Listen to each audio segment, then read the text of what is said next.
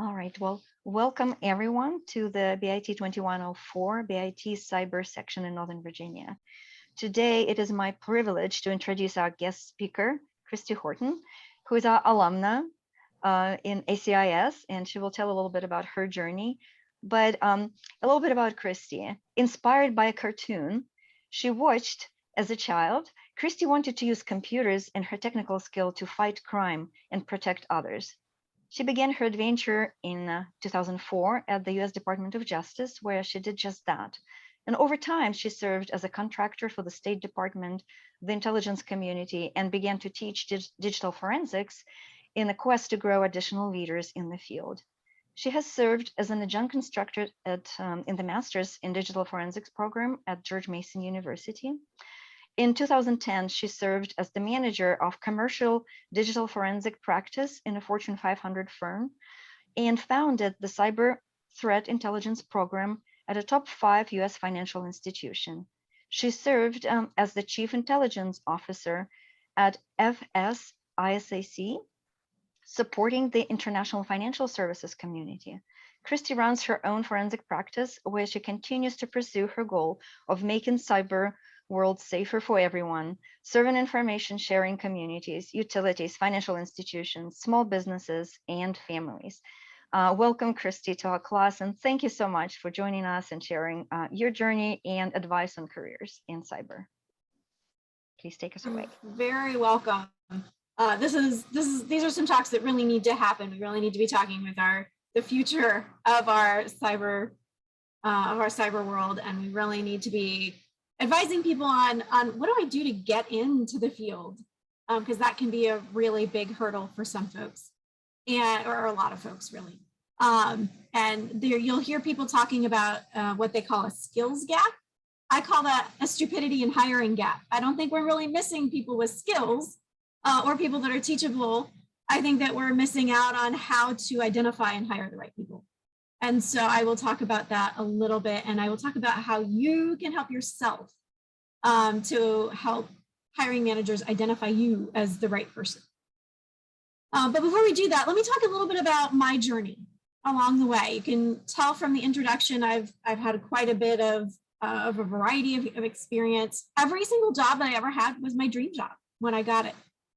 Once you get your dream job and you feel like you've mastered it, then you start to feel a little bit lost, and you're like, well, what do I do next? And that was where I was every step of the way too. And some of it was planned, and some of it was serendipity. And so let's start with when I was in your seat. I was a student at Virginia Tech. Well, I started my undergraduate degree in computer science. I did okay with programming, but didn't love it. And what I really, really, really wanted was, well, before I dive really deep into all of this technical programming stuff, like, can I get the bird's eye view of like how to design a system and how to analyze what's there? And, and so the better fit for me was the accounting and information systems program at the time. And so I changed over there in my junior year, which means I ended up spending a 5th year to finish off my undergraduate degree. So I graduated from the AIS department in 2002, in May of 2002. At the time I was graduating I had messed up my GPA with those early years, not figuring out what I really needed to do or the right way to do it. And so I had very low confidence. Nobody was really hiring at the time. The economy had taken a dive. And so I talked with my advisor and our department head who said, you could do the master's program. It's only 3 more semesters. And, and I thought, well, that would really help. I also didn't really figure out how I was going to apply what I knew in a way that I was really passionate about till that 5th year. In one of my classes, our instructor had invited somebody to come and speak. And that somebody had been working in a field that we now call penetration testing. And he talked with us. He had actually graduated out of the Pamplin College of Business, and he was doing this very technical work. So that told me 2 things. One, I can graduate out of a field that people might perceive to be less technical and still do technical things that I like. And 2, there is a real life application for some of the stuff that I'm learning, and I can do it in a fun way. But I knew that also when I was graduating, I knew like I've got some really scary skills. And so I really wanted to make sure my skills were used in ways that I thought were good. And I'm going to put that in air quotes because people can have different opinions about what's good and what's bad. And so my idea of good was I wanted to make sure I was working in law enforcement, defense, somewhere that I perceived that my skills would be put to good use, but in a legal and ethical way. And so I started looking around there, and I was getting ready to accept a job with one of the big four accounting firms, either doing, security audits or pen testing or something like that, which I wasn't as excited about. And then I decided to go to one last career fair that Virginia Tech was holding in the spring, right before I graduated with my master's. I was graduating in May, and it was April when I went to this career fair. And I decided to just make one more lap through one of the career fairs just to see what was there. And just happened to be there were a couple of folks that were hiring for the child exploitation and obscenity section in the criminal division of the US Department of Justice. And they were hiring for more computer forensic specialists for the high-tech investigative unit. Now, they worked on criminal cases that I was very passionate about. They protected children from sexual exploitation. They worked human trafficking cases. They also worked certain types of obscenity cases, a whole variety of things there. And I was like, wow, that's something I could do. I can protect children. I can rescue children. I can help put these people away for a long time so that they can't hurt anybody else. So I handed them my resume and I said, put this one at the top of the stack. This is something I really want to do. And it turned out that one of the people working in the unit had also graduated from the AIS department and the Pamplin College of Business with the same coursework that I had, similar background. And he had performed very well there. So they were very interested in more people from Virginia Tech coming and working there. And so we ended up going throughout the interview process, and it takes the government such a long time to hire that I was afraid they weren't actually going to hire me. I had other job offers coming in. And I was really, really in a state of turmoil. I graduated in December from my master's degree. I ended up graduating in December of 2003. Some budgeting things happened. They cut a bunch of money. I wasn't able to do summer school the way I wanted to. So I ended up staying a little bit longer and doing my master's. I graduated with my master's in December of 2003. And I ended up being in January, and I still didn't know for sure if I had a job or not. And so I had two other firms calling and saying, hey, we really want to hire you. So what I was able to do was, because I didn't think the government was going to hire me, I didn't think the Department of Justice was really going to hire me. I didn't have a start date. I didn't have a clearance yet. It was taking a really long time. I hadn't heard from anybody for a really long time. And so I started negotiating with the other two and saying, well, these people are offering me this much. Can you match that? And then they were kind of had a little bit of a bidding war going on. So I finally got to the end of that, and I got like the highest one. And just so happened, DOJ I had passed all my background checks. They'd finished everything. They were ready to set a start date and really bring me on. And so I was able to hand them my latest offer, and they matched it. So that was another thing that, I didn't plan, but it went really well for me. And I will say that spending a little bit of extra time in school, it built my confidence. I was able to raise my GPA because I was able to start applying what I knew to really practical things. Even if I wasn't excited about accounting and business applications, it was a way to apply what I was learning so that I could get a deeper knowledge of it. And that was really, really helpful. So it's something to keep in mind, is always be thinking about how can I use what I'm learning? And if you can't figure out how you're going to use what you're learning, ask around, ask your instructors, ask people in the field. How am I ever going to learn? How am I ever going to use this? Because I can probably tell you how you're going to use most of what you learn. So those are things I want you to keep in mind. So I ended up working at the U.S. Department of Justice. I started working there in April of 2004. It had taken a year to get through the security clearance process because you had to be cleared to work at headquarters DOJ. And I very rarely worked with anything that actually required a security clearance, but I had to have one anyway. And so I worked there through 2007. I worked several very high profile cases. I was qualified as a forensic expert in federal court while I was still in my 20s. My first time qualifying as an expert was a big trial in 2006. So I was still in my early 20s or my mid 20s. And that was interesting because most of my colleagues were 10 years older than me. And so I was one of the youngest people in the field, but qualified as an expert very early on. And it turned out that spending the extra time getting the master's was very helpful because that also helped me to qualify as an expert in my field. It made me more credible. So that was one of those credentials that you're going to need. And you might not need it to get started, but if you're going to work in litigation or trial fields, you're going to want to have those credentials eventually. So consider that. Consider your postgraduate education. From U.S. Department of Justice, I finally got to a place where there were two things that I noticed about the cases I was working. The first is that people didn't really challenge child pornography evidence the way they should. And that was concerning to me because when there are no challenges, the quality of the work sometimes suffers. And that means we get really bad court decisions, first of all, about how evidence is presented and what qualifies as evidence in a court of law. But we're also getting precedent.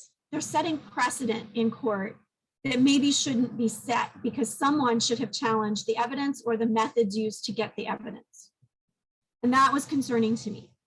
The second thing was that my cases were not very technically challenging after a while because well, first of all, nobody challenged it. But second, the people committing the kinds of crimes we were examining were not very technically, most of them were not very technically skilled, we'll put it that way. There were a few. I did have an IT administrator who was, that they gave me a little bit of a challenge. And we had a doctor, a surgeon in one case that was a little bit more challenging. They were a little bit more aware.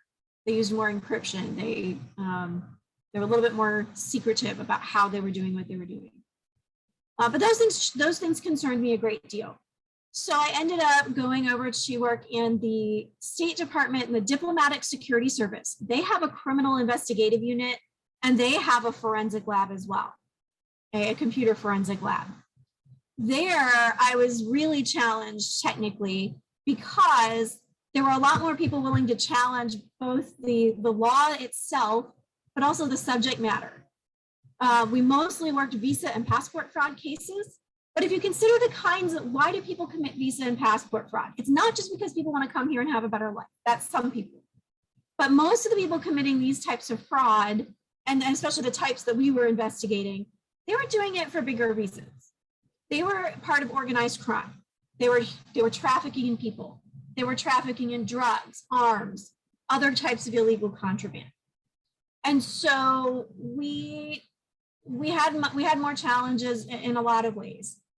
It was more technically challenging because I also learned how to examine fraudulent documents, forged documents, things like that, but in a digital way.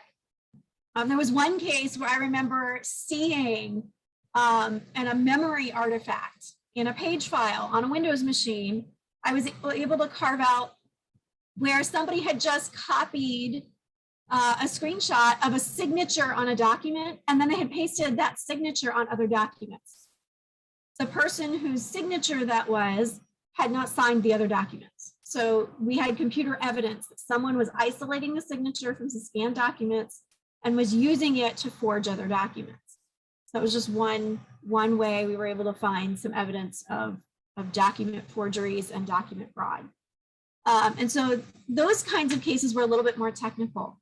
While I was there, because of my past experience, I was also asked to work some cases that involved network intrusions, insider threats, people inside the State Department who are doing things with computers that they really weren't supposed to be. And those kinds of things started to put me more into a counterintelligence type of role.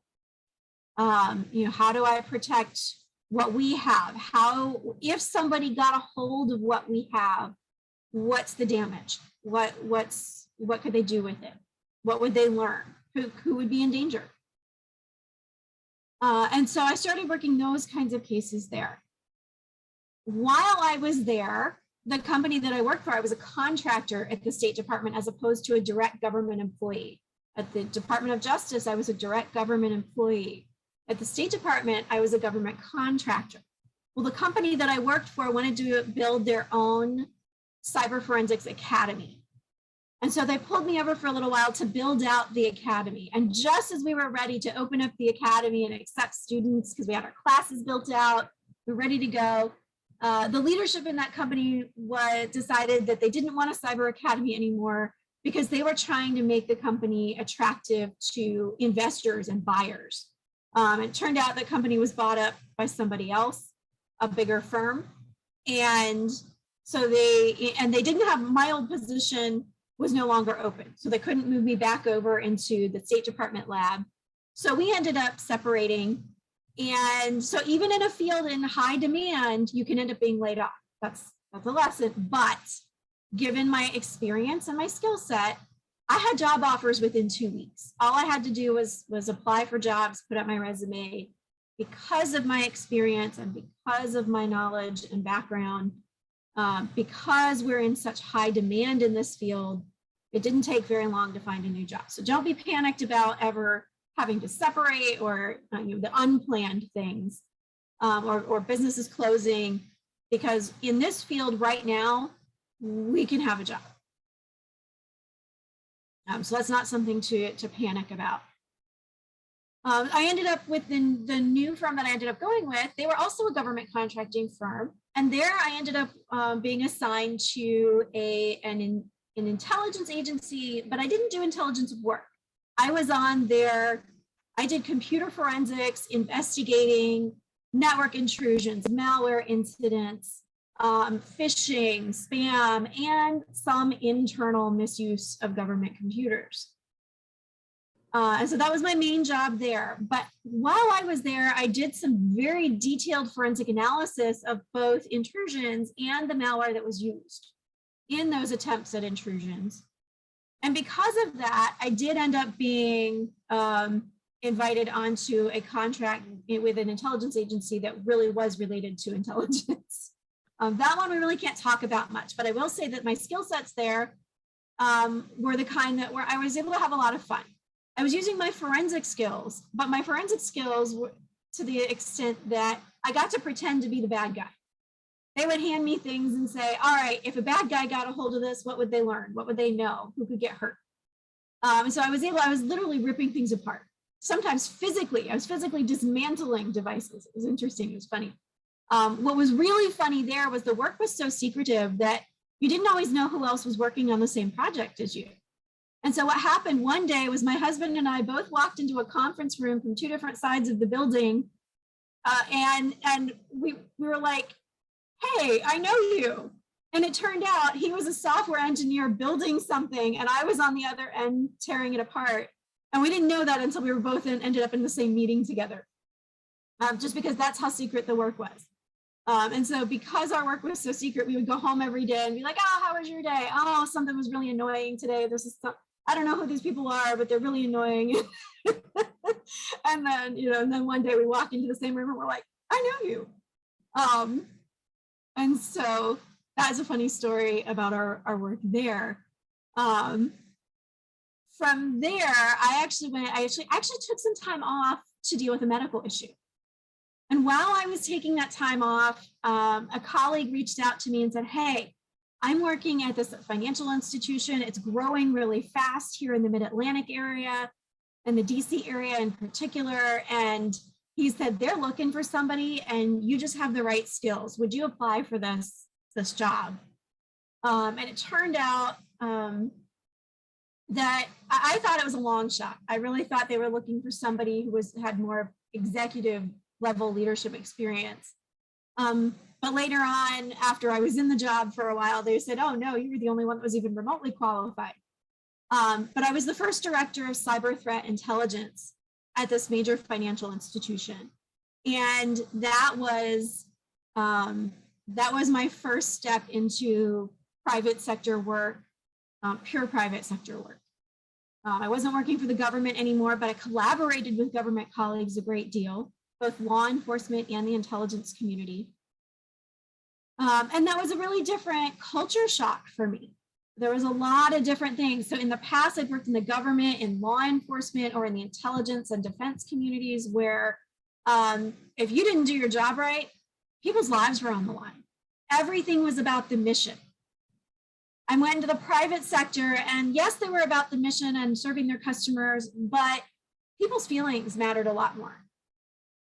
It wasn't just about the mission anymore. It was about also making sure that your colleagues were on board. You had to gather consensus. You had to build relationships in ways that were not necessarily expected in the other fields that I worked in. And so that was all new to me. It was very new to me. And sometimes very shocking.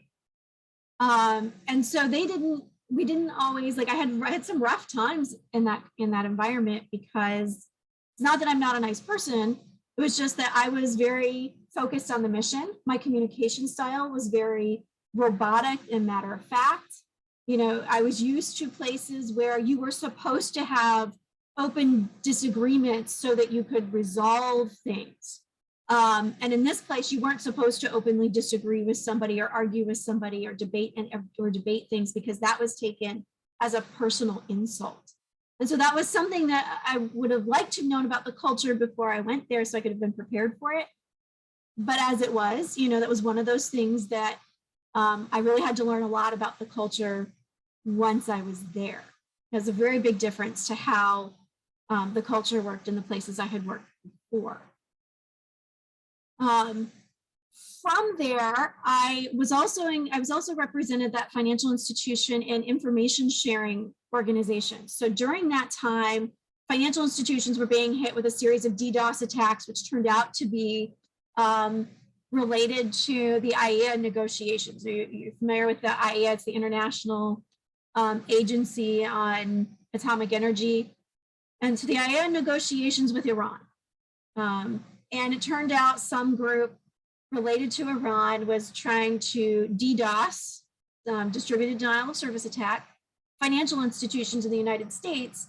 And we noticed, if you look at a calendar of when these attacks happened and when the negotiations were taking place, you could draw a very similar, you could draw the correlation, because almost every one of the attacks started around the time either negotiations broke down or a new meeting was supposed to start, and they were trying to influence the negotiations. They were trying to send a message that if you don't do what we want, if you don't give us something that we want, we're going to hurt you economically. Also, Iran was under very serious sanctions, not just from the United States, but from all over the world, and they were broke. So they were trying to get back at us that way. And so I was there during that time. I had worked as one of the people representing this financial institution, but helping to coordinate incident response with financial institutions across the United States and around the world.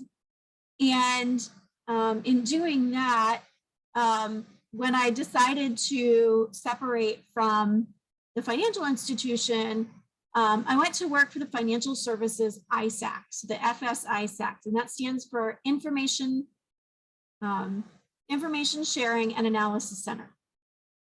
And there my job was to I ran the SOC, and reestablished their analysis team. And so it was my job to coordinate incident response and information sharing across financial institutions around the world. That was a very big job. It felt like I was doing 3 full-time jobs. But it turned out like, again, like every job I worked in, but this job wasn't just my dream job. It was a perfect job for me because I love coordinating and collaborating with people. I loved some of the analysis work, and I got to do some of it and supervise some of it. And unlike a lot of people, I enjoy public speaking, and I had to do a lot of it and on very short notice many times. So it turned out to be almost the perfect job for me. After I worked there for a few years, I realized that I can make big banks and the financial services community, I could make government agencies, I could make all these big companies, I could make them as secure as anybody could be, and we would still be totally vulnerable as a society. Until everybody, the customers, citizens, children, until everybody who uses a computer or a device has an awareness of cyber attacks, cyber threats, and can operate safely in that world, we were all going to be vulnerable. Until everybody is secure, we're all going to be insecure. So, I mean, yes, we can target these really big organizations and tell them they should be responsible and that they should be careful and they should be secure. But until every employee in them is secure, until every customer that they have is secure, every supplier and every, everybody else, we're not going to make it. And so I decided to start my own firm so that I could focus more on families, smaller businesses, individuals. I wanted to make the cyber assurance world more attainable. I wanted to make it more attainable for everybody, for average people. I wanted to make it easier for small businesses who are just overwhelmed at all of these standards and all of the rules and all of the all of the work that can go into cybersecurity. So it's one of the reasons why I started my firm. The other reason is that the cyber forensics world, I still have a concern about the level of quality in the work. And I was seeing in court cases that I was watching really bad legal precedent based on less than stellar forensic work. In fact, I even saw very wrong interpretations of data, things that I knew were wrong happening, and court rulings being built on that. Supreme Court was making decisions based on bad understanding of how technology works. We're living with the consequences of that now. The fact that it's so difficult to maintain your privacy online, that's a result of some bad court rulings. The courts ruled 10 years ago, almost 20 years ago now, that certain things were allowed because of their poor understanding of how it worked and what it did. And as a result, it became abused in ways that are very difficult for us to counter right now if we want to maintain our own privacy online. And so as a result of that, it's another thing I do within my firm is I still do forensic work. In civil litigation, I still support criminal cases. I even do some criminal defense work. And so that's kind of how I got to be where I am now.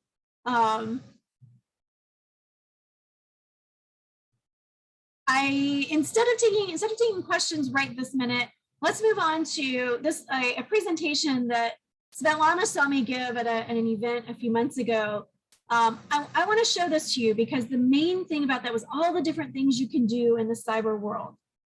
You don't necessarily have to be a programmer. You don't have to necessarily like the computer, deep dive. It's not like the Matrix where you have to be able to see things in zeros and ones coming across the screen. And did you notice that in the latest Matrix, it wasn't just zeros and ones coming across the screen? Did you see the Unicode and the hexadecimal characters too? Anyway.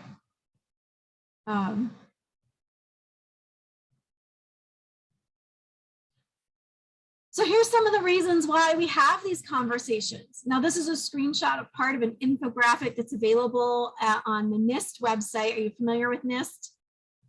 National Institute for Standards and Technology. they have a project. It used to be called the National Initiative for Cybersecurity Education, NICE. Now it's called, I think it's called the Cyber Workforce Initiative.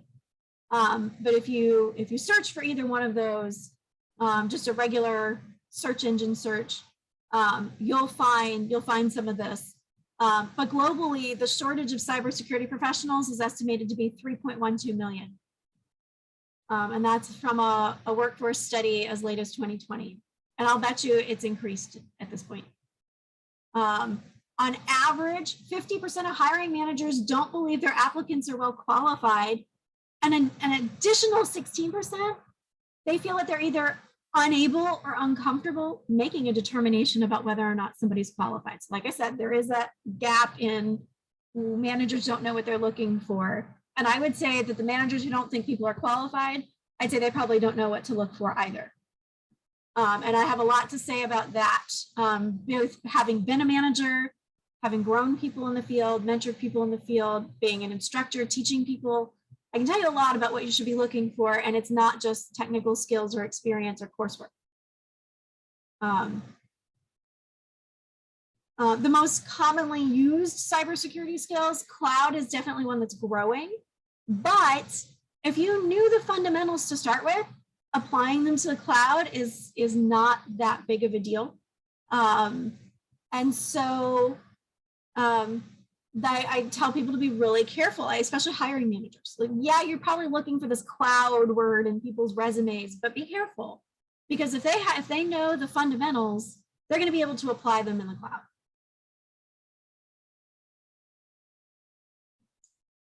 Cybersecurity personnel are becoming much more specialized. Now, this is impacting the field in a huge way. You can't just have a general education and then expect to be hired in. And it's also becoming more difficult to move laterally to experience the different areas within the field because it's becoming more specialized. And that's adding to the problem of that they're calling a skills gap. Because they're looking for people with this specific area of experience and expertise when they might have a related set of skills and expertise that gives them the right skills, and you just need to do a little bit of application, a little bit of right sizing to get people into the right spot. So there are, as of April of 2021, 464,000 job openings, and that's half. That's 50% of the existing workforce. So we need to increase the workforce by 50%, and it's probably even more right now. Like I said, it's kind of growing. On average, cybersecurity workers make 23% more in the private sector than in the federal government. Although I would warn you, there's a couple of factors to that. I would say in the DC area where I'm based, I would say it's about even, because remember what I told you when I got my first job, the government matched my other job offers. If you get other offers, the government is authorized to match it, especially for fields like this where they already have a shortage. They will get legislation through that allows them to match so that they can hire and retain people.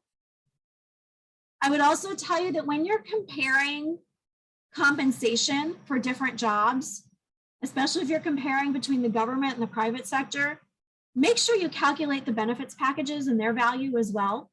It's tougher to do it, but you need to do it because the high salary in the private sector doesn't come with all of the benefits that a government job has. And those benefits can be extremely valuable. The better insurance plans, the better the leave time. So in the private sector, I don't think I've ever had a job in the private sector where I had separate sick leave from my vacation time. The government, you earn each. You earn a certain amount of vacation time, you earn a certain amount of sick time, sick leave, every pay period. You have separate sick leave. You don't necessarily have to wear down your vacation time in order to take sick leave if you get sick. So pay attention to that. when you're evaluating your job offers. And I will tell you that in this field, you're very likely to be overworked, which means you're more susceptible to illness, or you're going to need a day to rest, or you're going to need those vacations. 16% of respondents said that it takes 6 months or more to fill a new cybersecurity position. So not only do we have all these openings, it takes a really long time to fill them. So this is kind of why we're having these discussions. There's different ways to think about all of the different work that needs to be done in cybersecurity.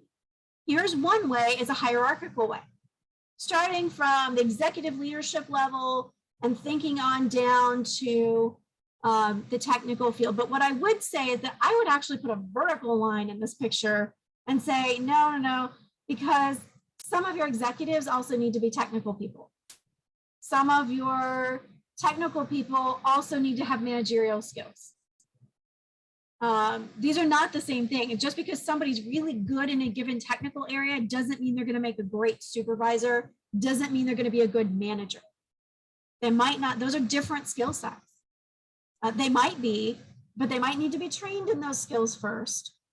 And same with your managers. Your managers might need to learn some of the technical skills that the people they supervise have.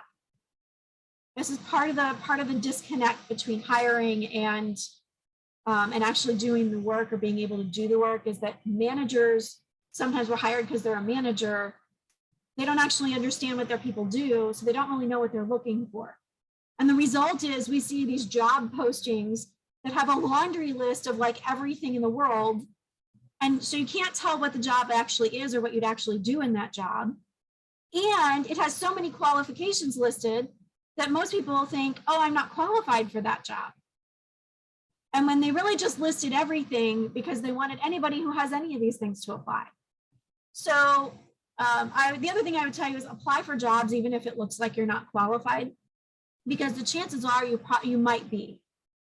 Again, they may have just put this laundry list of stuff in the thing because they don't know what they're looking for.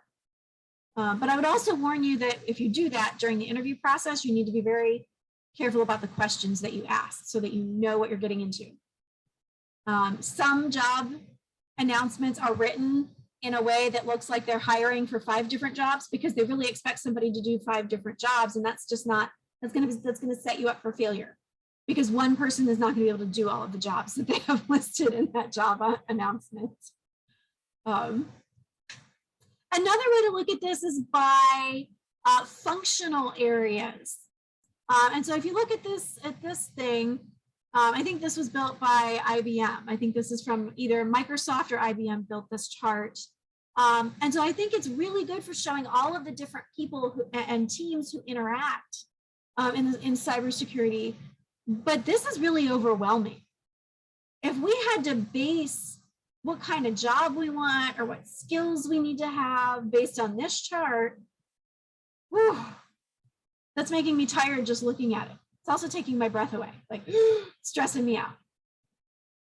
And so I think this is a little bit overwhelming in terms of figuring out, you know, what do I need to study, or what skills do I need to develop? Or if I want to be if I want to work my way into a certain position, what do I do? This is a more simplistic view, and there's 2 things I like about it and the rest of it I hate. The 2 things I like are that they started to think about different levels and different levels within different types of roles. What I disagree with are the actual filled in bubbles in here, because these are not necessarily, you know, you're not necessarily an analyst at a higher skill level. Analyst and technician are 2 different things. You can go from being an entry-level technician to a senior-level master technician. You can also go from being an entry-level analyst to a senior-level analyst.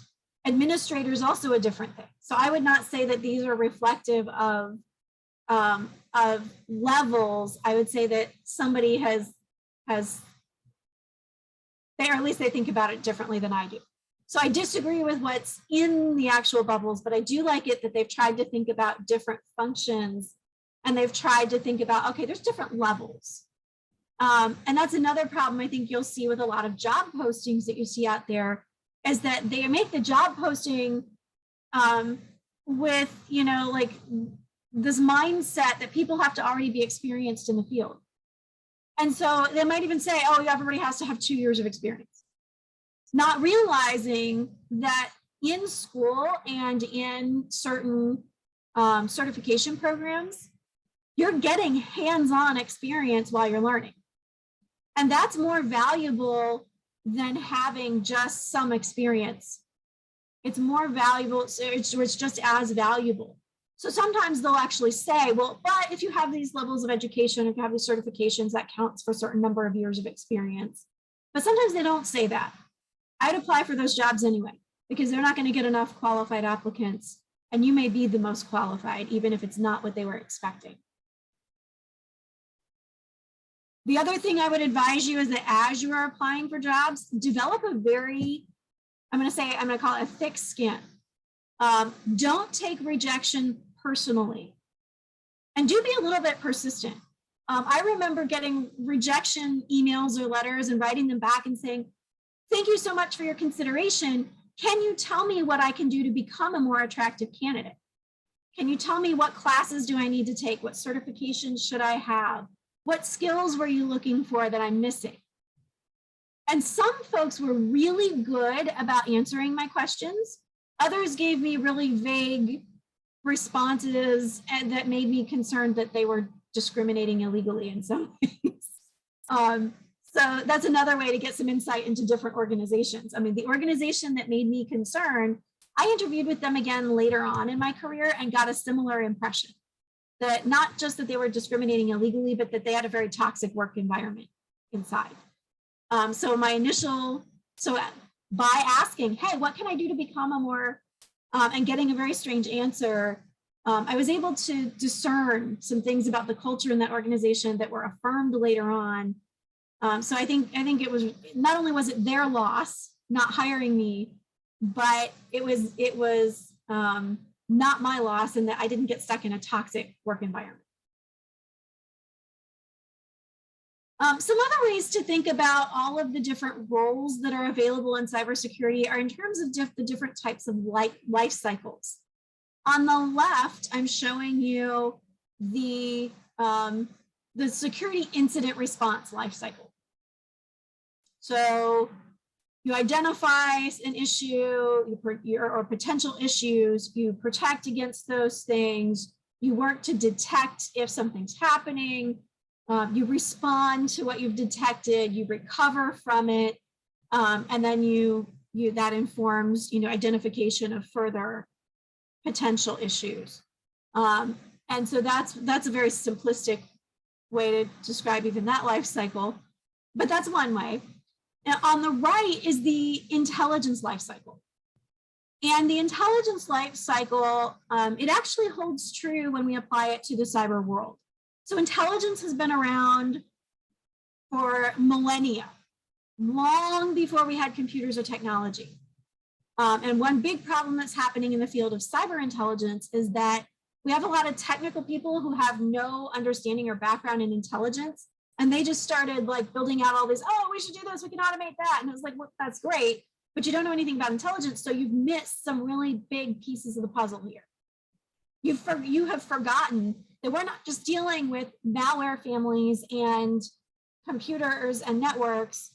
There's somebody behind that. There's humans behind it. So those of you who may have come from a history degree, a policy background, a law background, you may be very well suited in the intelligence arena because you may be aware of what's going on in the world. You might be aware of the current events that could result in cyber threats. You might be aware in the news right now that Russia is amassing troops on the border of Ukraine, and our president has said he's going to do something about it. We're going to see cyber attacks from Russia. We are. It's just that's part of their strategy. We, on an ongoing basis, observe cyber attacks from nation states that are broke and are acting like common thieves. And those types of attacks often are categorized as crime or theft. And yet they're being perpetrated by nation states because they're broke, because we've sanctioned them so heavily that they have no money, so they have to steal it. There's all kinds of things. If you watch what's going on in the world, you can start to anticipate who's going to attack who in cyberspace. And we do see a lot of it happen. And you don't have to have a security clearance to be aware of these things. Being in the private sector, you know, we ended up being on the front lines of a lot of the cyber, I won't call it war because that implies something else entirely, but we were definitely on the front lines of some of the cyber attacks going on. And we learned a lot of things. So we had a lot of information to share with our government counterparts. Another way to think about the roles in cybersecurity is to start thinking about it in terms of different domains. Different domains in this picture, and this is just a piece of a bigger map that someone made. And each domain has its own color. Notice there's even an interaction in there with physical security in red. I always tell people physical access to hardware can get you almost everything. And so physical security is a very important field that interacts with us on the cyber side of the house. We need them and they need us. Their physical security equipment runs on computers and networks. Those cameras run on a network. The DVR is connected to the cameras, recording the surveillance video. That runs on a network and a computer. And so they need us and we need them, and the two are becoming almost inextricably intertwined. But you notice in orange, we have some of the vulnerability scanning, pen testing kinds of work. In the green, we have, you know, governance, laws and regulations, policy compliance. In the purple, we've got the threat intelligence and information sharing. We have ongoing awareness and education for end users. We have, in yellow, we have the actual operations teams, the teams that are actively trying to detect and defend and respond and implement new firewall rules when there's some new network-based attack. You have ongoing career development for people who work in the field.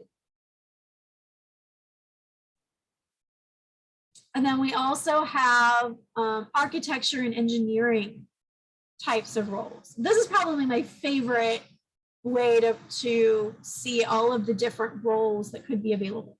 And again, this isn't a full chart. This is just a piece of a chart. I just took a smaller piece of it to show you. Just to show you one of the ways that people express it.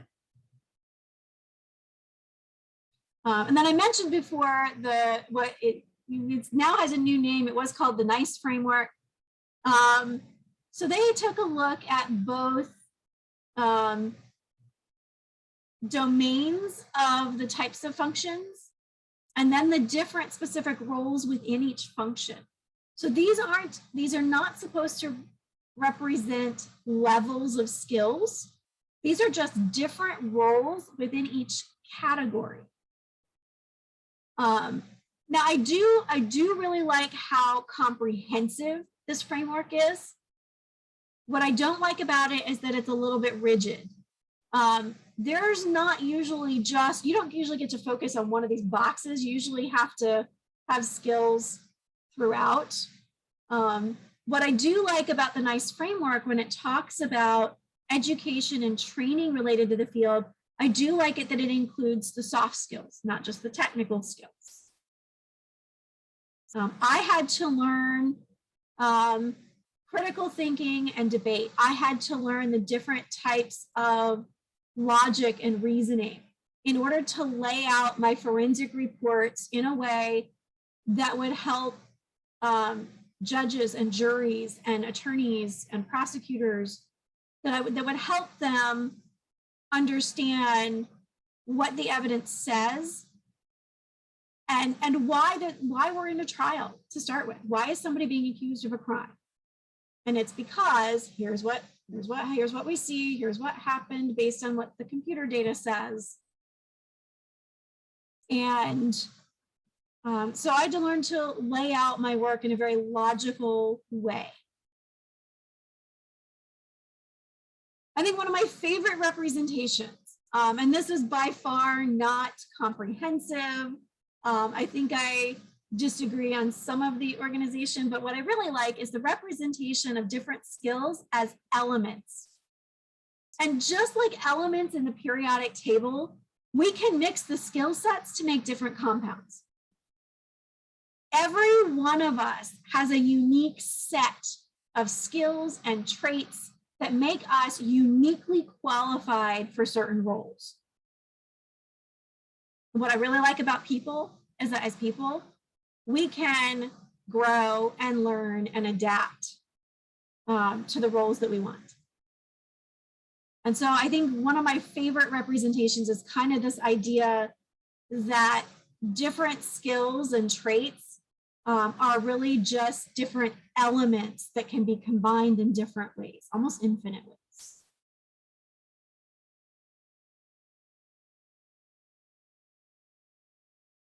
So I took the opportunity just to point out, like, I walked you through some of the different roles that I have worked in, and in different domains. I've worked in the government. I've worked in a government contracting position.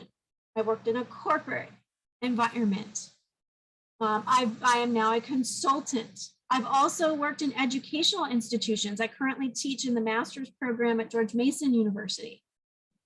So I teach. I've also taught high school students in a home education cooperative. So I teach high school students some of these topics.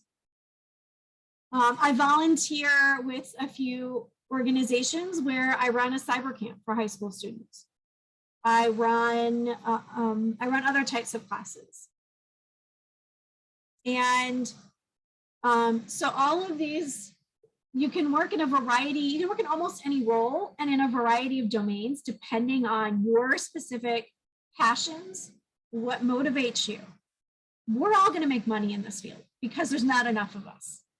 So money's not going to be the thing that helps you decide where you're going to work or what you're going to do. That, and if you're miserable, if you don't like what you're doing, there's no amount of money that's going to make up for that. Don't follow the money. Do the things that you're passionate about. Follow your interests and your skills. Like what are you naturally good at? You're going to like the things that you're naturally good at. Follow those things. Let those things help you develop the right skills. And then also, how do you want to work? Because of the pandemic, more and more employers who were not willing to let people work remotely or flexibly are now letting people work with flexibility, and they're allowing them to work remotely. So now you have more opportunities than ever with more flexible ways to work than ever. And so that's something that shouldn't keep you from it. I know my first few years, especially having to commute into downtown DC, my commute was so stressful and long. By the time I got home at night, I was exhausted. So I had almost no life outside of work. And that wasn't good. That wasn't really sustainable long-term. I mean, it was okay to be in a job that I really loved and was passionate about, and I was learning a lot. But eventually that's not going to be sustained. That wasn't going to be sustainable for me. I didn't grow up, commuting and living in a city. And so that was a very miserable lifestyle for me. But now you have more opportunities. There's a lot of people in really critical roles, and I work with these people a lot. And we're getting close to the end to the bottom of the hour here, so I'll try to run through these. But people who work in cybersecurity don't just have to be computer scientists or data analysts or video production and editing. Who do you think makes all of those instructional videos for end users? And we can make them entertaining and fun. And we did do that. Like, we started doing parodies of popular TV shows just to illustrate, various end user things. graphic arts and desktop publishing, when I need to really explain technical cyber attacks to CEOs or the White House, and I've had to do both, I needed somebody who could help me visualize it in a way that people could understand.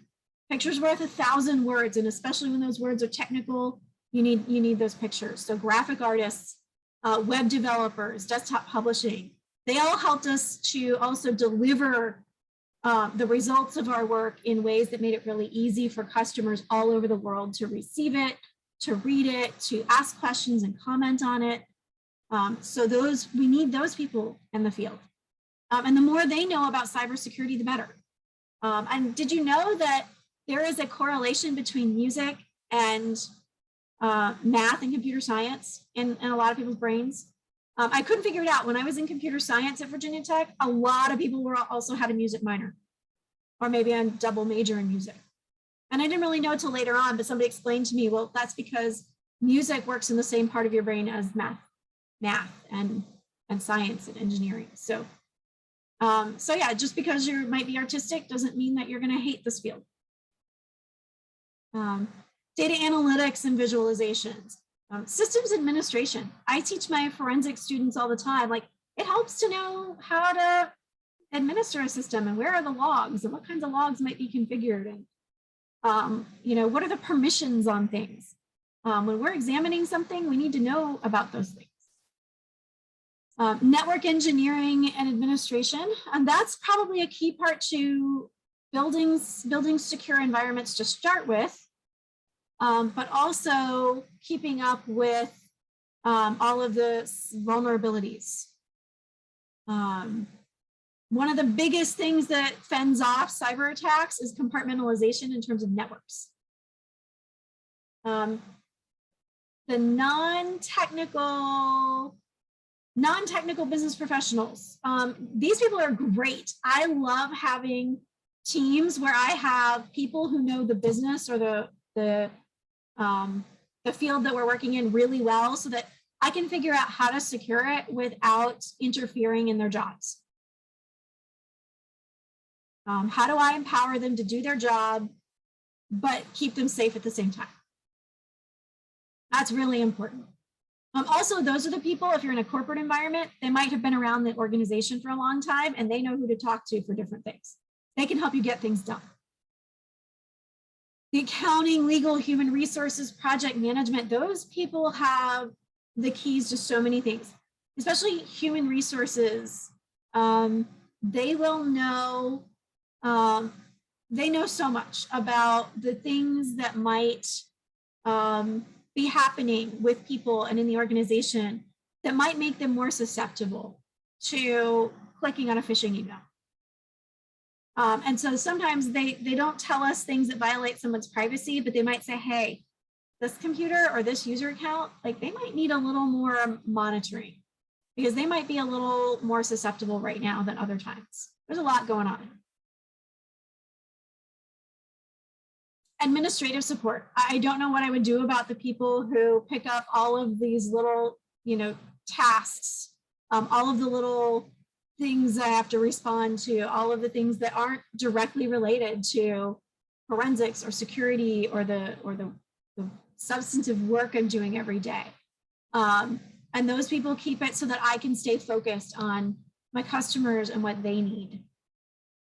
And they are very, very important.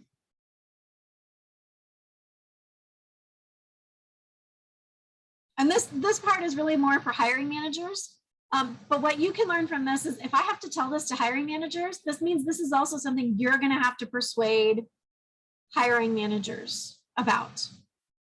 No, I don't have every single word that's in your job posting in my resume, but that's because no human being on earth will. And I wouldn't say it to them quite that way, but just be aware, like first of all, they may not have been expecting it. They may not be aware of how their posting came across.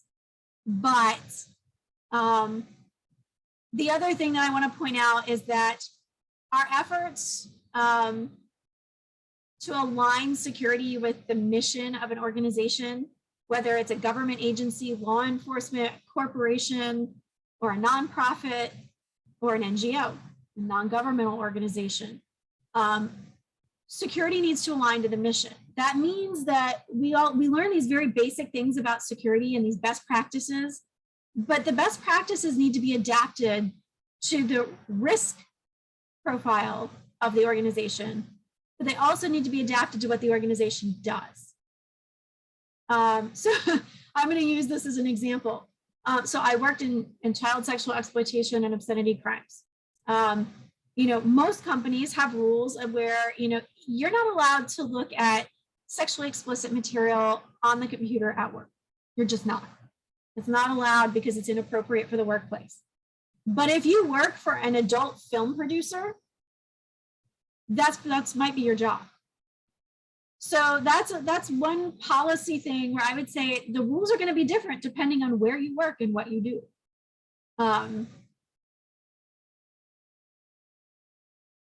And because, so like I said, a lot of candidates are not going to have experience in every part of or every field within cybersecurity. They're probably going to be specialized in some of the others, especially if they're experienced. The same with education.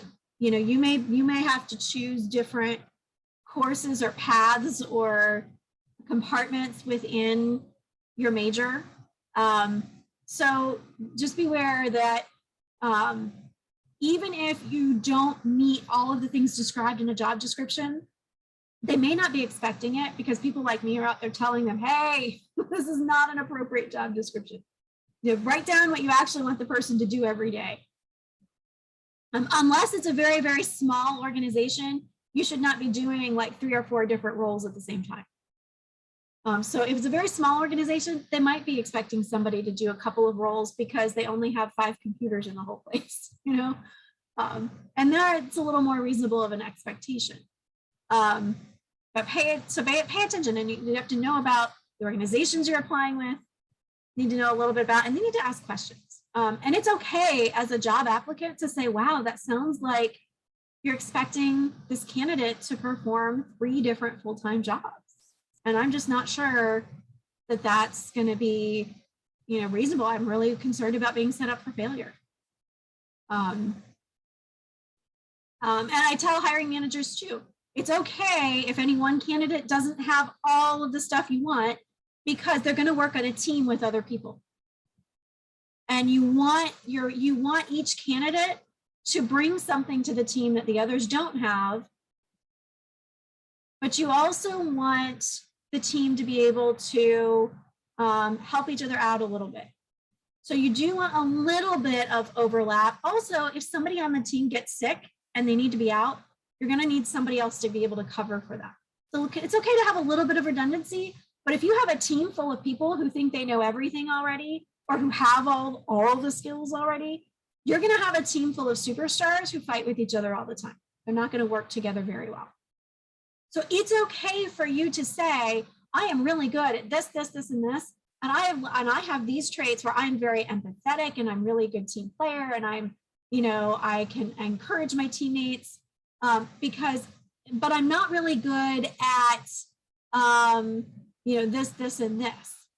That should be okay, because your potential hiring manager should be looking and say, well, that's okay, because people on this team, not so good on the empathy side. So having somebody come in who has a little bit more emotional intelligence as opposed to just that straight technical skill, that might be okay, because I already have this on my team. I do need that person who's the people person.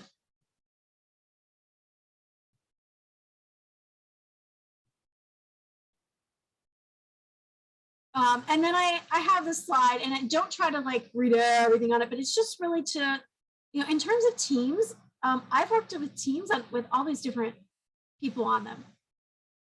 I've matched people who are getting ready to retire up with brand new incoming professionals, brand new graduates, and they can help mentor each other. The brand new graduate can help the soon-to-be retiree adapt to new technology. The soon-to-be retiree can help the new professional adapt to the company culture, learn how to get things done, how to get through when other people are putting up barriers to getting things done. And that has worked out really, really well. You know, I have also matched up people who are deeply technical with people who are not technical at all, but have a different outlook. They've got a more strategic view of things. And that's really helpful to bring us up out of the weeds sometimes.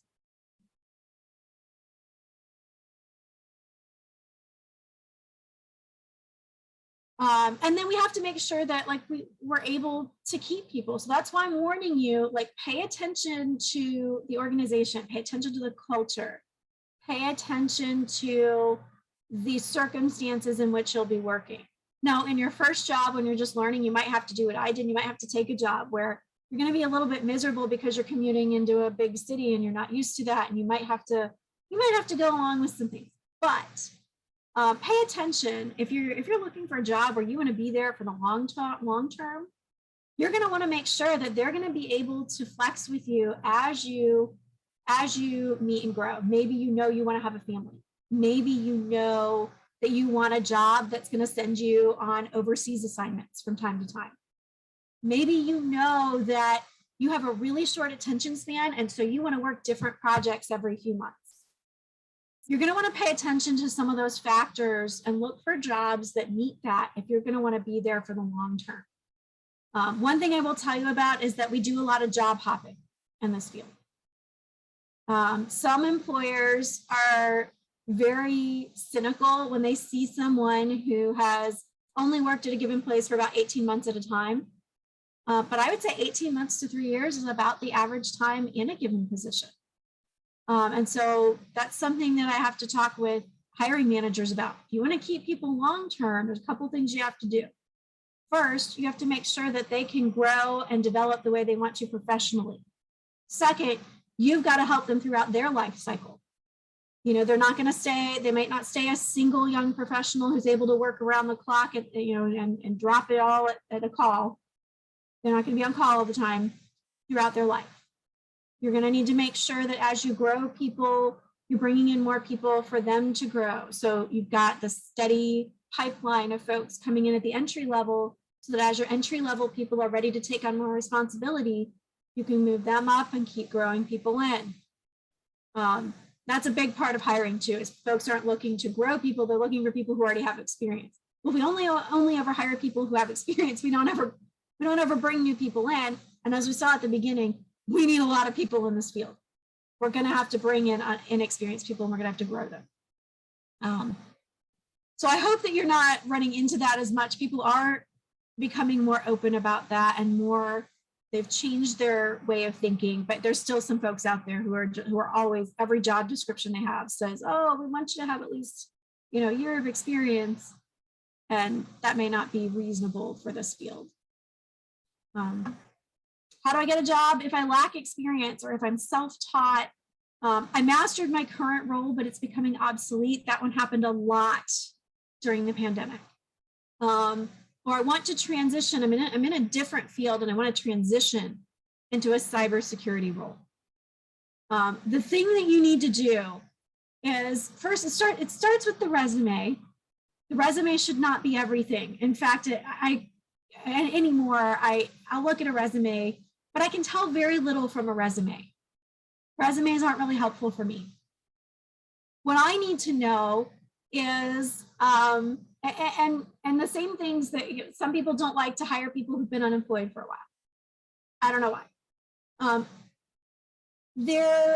The things that you need to show people are that, one, you are willing on your own independently to pursue the things that you want. And there's no reason not to do that right now. There are so many free courses. There's free cybersecurity courses. There's certifications. There's so many things you can do right now available online that if you know what you want to do or you're interested in something, you should be able to pursue that. Go and learn about it. So when I look at your resume, I shouldn't just see, I've been working as a counter server at Orange Julius for 4 years, and I'm looking for a job, and I've been in school and I'm going to graduate and I'm looking for a job. I should be able to see that because you're interested in cybersecurity, you've gone out and you've watched these videos, or you chose these specific courses. You've been doing capture the flag competitions. You don't have to win them. You have to do them. Do them and learn. You've been doing cybersecurity challenges online. There's a whole lot of organizations who they're just sitting out there. You can challenge them. I found some sample computer forensic images on the NIST CFREDS, so it's CFREDS, CFREDS. NIST has a bunch of images of computers that you can forensically examine. You can write a forensic report about it, and they've even got like an answer key. Did you find everything that they thought you would find? You could do things like that and write a sample forensic report, and take a portfolio with you, a binder of things that you've done. Show them that you've done these practice problems, and this was your score. Show them you did a competition, and this was your score. I attended this, free networking event in the city that I live in. I watched these YouTube videos, and here's what I learned from them. I wrote a Windows batch file that automates a bunch of tasks that I do every day. I wrote a Python script to parse out a certain artifact of my favorite app, just to see, what would it show about my activity. And here's what I learned. Being able to tell them about things like that. Those are the things that will really impress people. Or we did a class, we did a project in class, and here's what our project looked like, and here's what I did in that project, and here's what I can do, and here's what I would like to do more of on the job. This is the stuff I really liked. So they're looking for you to take initiative. They're looking for you to be able to be self-taught to a certain extent. You're not going to get a class on every new technology or every change to every technology that happens. I'm teaching an Apple forensics class right now. And since the class was taught last time, there have been 2 major iterations of Mac OS. I'm not going to be able to teach my students about every single change that was made in those. They're going to have to be able to learn how to figure that out for themselves. And that's the kind of skill that you're going to need in the real world. Because when new things happen, I don't get to go take a class on it. I have to be able to figure it out. I have to be able to explain how I know what changed and how I know how do I know that this piece of data means this? I'm gonna have to do some testing and validation, and I'm gonna have to show my results.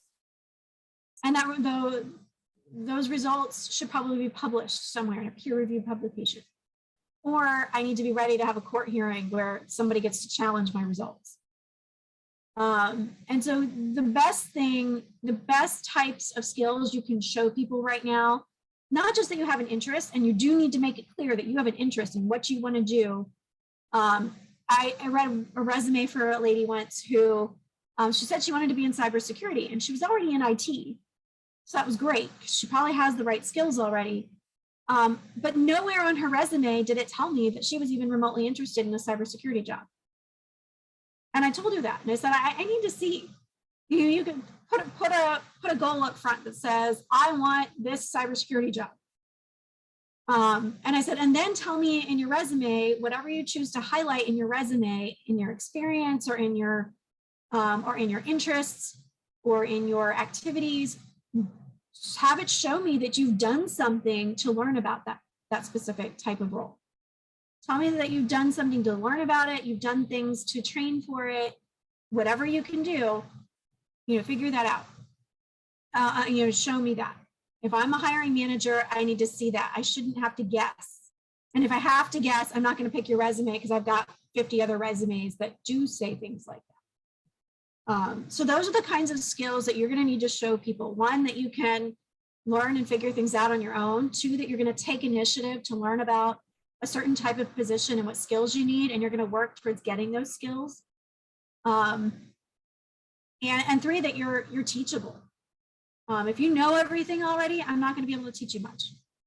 And because the world's constantly changing, you're going to need to learn new things.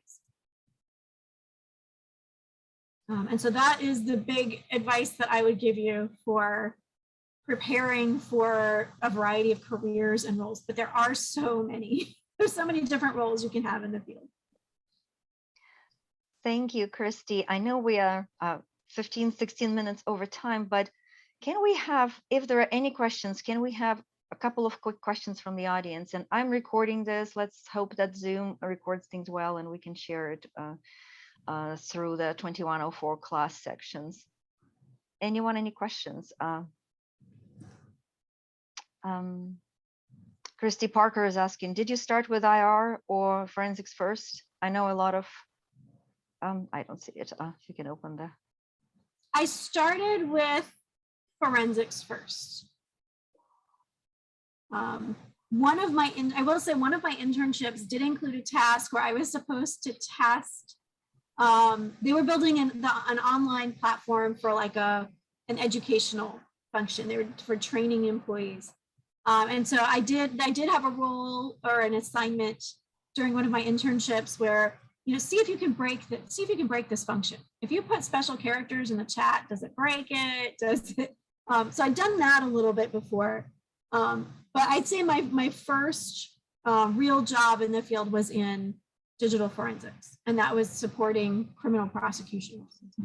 And he has a second question here. Thanks, Parker. Do you have a favorite fail funny memory from your career so far? For example, maybe all the network traffic on a government network on default VLAN right before an audit. And I don't have one like that, but there's a couple of funny things.